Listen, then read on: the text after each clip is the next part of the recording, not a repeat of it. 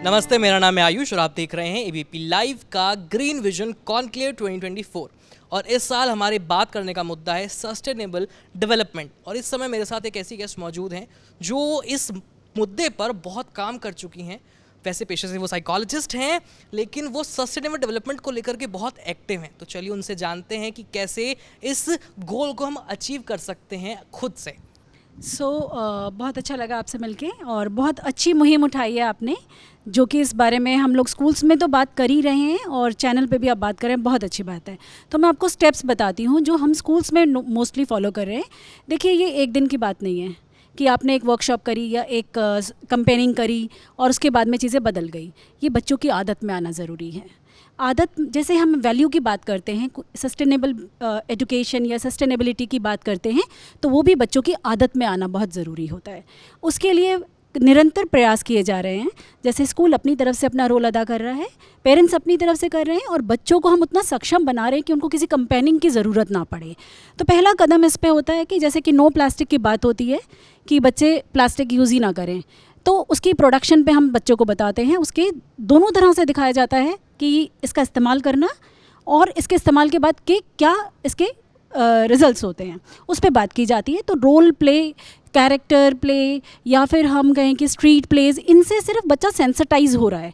जब तक उसकी आदत नहीं बन रही है तब तक वो नहीं सीख रहा है। तो उसके लिए रोल मॉडलिंग सबसे पहले, स्कूल रोल मॉडलिंग कर रहा है, पेरेंट्स रोल मॉडलिंग कर रहे हैं और बच्चे खुद, बड़े बच्चे अपने छोटे बहन भाइयों के लिए या स्कूल के छोटे बच्चों के लिए रोल मॉडलिंग कर रहे हैं। और इस पर निरंतर काम हो रहा है, ऐसा नहीं है कि नहीं हो रहा है।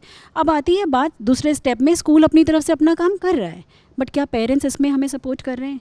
जब हमने मना किया कि ये चीज़ नहीं करनी है, वो कहता है कि हमारी मर्ज़ी, हम आपको फ़ीस देते हैं और हम ये कर सकते हैं। तो हम वहाँ पे पेरेंट्स के लिए भी वर्कशॉप्स अरेंज करते हैं, उनको सेंसिटाइज़ करते हैं, उनको अपना पार्ट बनाते हैं, बिकॉज़ ये उनके बच्चे का स्कूल है। अगर आप देखते हैं एक बच्चे का खिलौना पेरेंट कितना संभाल के रखता है, क्योंकि वो उसके बच्चे का खिलौना है, उसके साथ इमोशनली अटैच्ड होता है। उसी तरह हमने बताया कि ये आपके बच्चे का स्कूल है, ये हमारा स्कूल नहीं है, ये आपका स्कूल है, आपके बच्चे का स्कूल है। उसी तरह से संभालना है इसको जैसे आपने अपने बच्चे के उस खिलौने को संभाला था।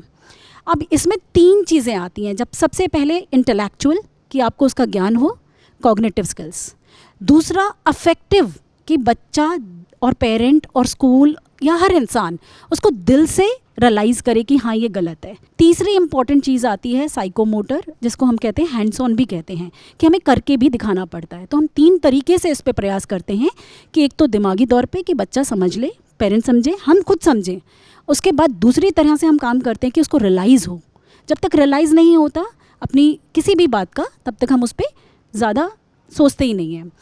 तीसरा आता है कि जब उसको करके देख लेते हैं और उसके रिजल्ट्स आपके सामने होते हैं, हम अच्छे से और बेटर रियलाइज़ कर पाते हैं। तो मैं ये 3 स्टेप्स लेके चलती हूँ और इस पर हम बहुत काम कर रहे हैं, ऐसा नहीं है कि नहीं कर रहे हैं, और चीज़ें बदल भी रही हैं। अच्छा मैम, ये बताइए कि आप इतने अलग अलग स्टेप्स फॉलो कर रहे हैं, तो इसमें आपको रिजल्ट्स किस तरह के लगे? मतलब सेटिस्फैक्ट्री रिजल्ट थे या ऐसा लगा कि नहीं, भी थोड़ा सा काम करेंगे, थोड़ा सा और इम्प्रूवमेंट आएगा, पर दिशा अच्छी चल रही है हमारे बच्चों की? तो अगेन मैं आपको बता दूं, ये पार्शली अभी उस पर रिज़ल्ट हमें दिखाई देते हैं। ऐसा मैजिक नहीं है कि एकदम से चीज़ें बदल जाएंगी। बच्चे बहुत अवेयर हो रहे हैं। पहला जो हमें आउटकम दिखाई देता है इसका, अवेयरनेस।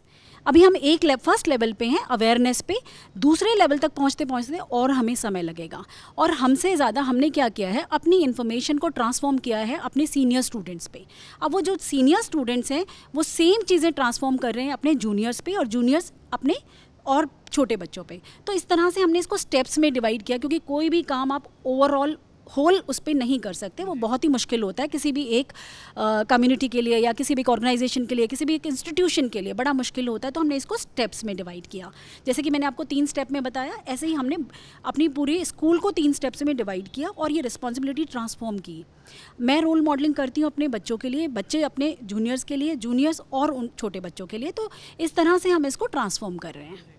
तो आई होप कि आप जिस दिशा में काम कर रहे हैं उसके रिजल्ट्स हमें जल्दी दिखें, हमारे बच्चे समझें, उनके पेरेंट्स समझें, इन चीज़ों को अपनी ज़िंदगी में उतारें, क्योंकि अल्टीमेटली ये कोई स्कूल के लेवल का काम नहीं है, ये हमारी ज़िंदगी को ही बेहतर बना रहा है। हमारा पर्यावरण बेहतर होगा तो हमारी हेल्थ अच्छी रहेगी, हम खुश रहेंगे और हम एक बेहतर ज़िंदगी जी पाएंगे। और मैं आपको एक चीज़ बताना चाहूँगी, जैसे कि बहुत सारी और ऑर्गेनाइजेशंस भी इसमें पार्ट ले रही हैं, खाली स्कूल इस पर काम नहीं कर रहा है।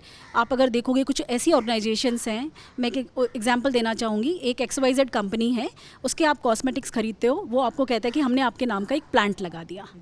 अब आप देखिए, ये उसमें एक बहुत अच्छा स्टेप है और वो उस प्लांट को बड़ा होते हुए दिखा रहे हैं और हम उसको देख पा रहे हैं, हम उससे कनेक्ट हो रहे हैं और बहुत सारे लोग जा के विजिट भी कर रहे हैं। तो अगर आप हमारे ये 10 कॉस्मेटिक्स खरीदते हो तो हम आपके नाम का एक प्लांट लगा देते हैं। सेम लाइक दैट हमने स्कूल्स में किया कि बर्थडेज पे चॉकलेट्स नहीं लाएगा कोई भी, छोटे प्लांट्स लेकर आओ। बॉटल खाली होती है, अपने स्कूल में ही उसको जितना भी पानी आपका बचता है प्लांट्स को देके जाओगे। हमने बच्चों को प्लांट्स असाइन कर दिए कि ये तुम्हारा प्लांट है, ये तुम्हारा स्कूल में, और बच्चे अपने प्लांट्स को बढ़ते हुए देख रहे हैं और उसकी इंपॉर्टेंस समझ रहे हैं, उसको फील कर रहे हैं। जब तक मैंने बताया आपको कि अफेक्टिव डोमेन टच नहीं होता तब तक आप समझ नहीं पाते हैं। बच्चे जाके ट्री को हग कर रहे हैं, जब ट्री को हग कर रहे हैं तो वो कनेक्ट हो रहे हैं, और जब उनकी हार्ट बीट उनके साथ कनेक्ट होती है तो कभी भी वो उसको काटने की बात नहीं करेंगे। तो इस तरह के छोटे छोटे स्टेप से शायद हम बदल सकते हैं। आई होप ये मैसेज हमारे व्यूअर्स तक लाउड एंड क्लियर पहुंच गया होगा, क्योंकि सही स्टेप लेने की अभी एकदम सही समय है। अब बातों पे काम नहीं चलने वाला है, अब एक्शन लेने की ज़रूरत है, और अभी एक्शन लेंगे तभी हम अपने इन्वायरमेंट को बचा पाएंगे और हेल्दी जीवन जी पाएंगे। Thank you so much ma'am. Thank you so much, thank you so much.